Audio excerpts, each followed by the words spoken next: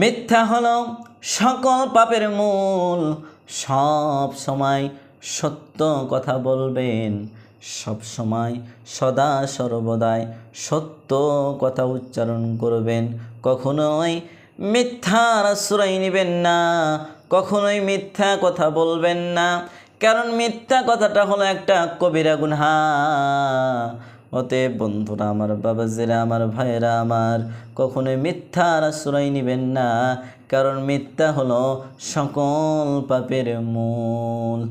আসিদকু Yuji ওয়াল কিযবু ইহলিক, সত্য মুক্তি দেয় আর মিথ্যা ধ্বংস করে।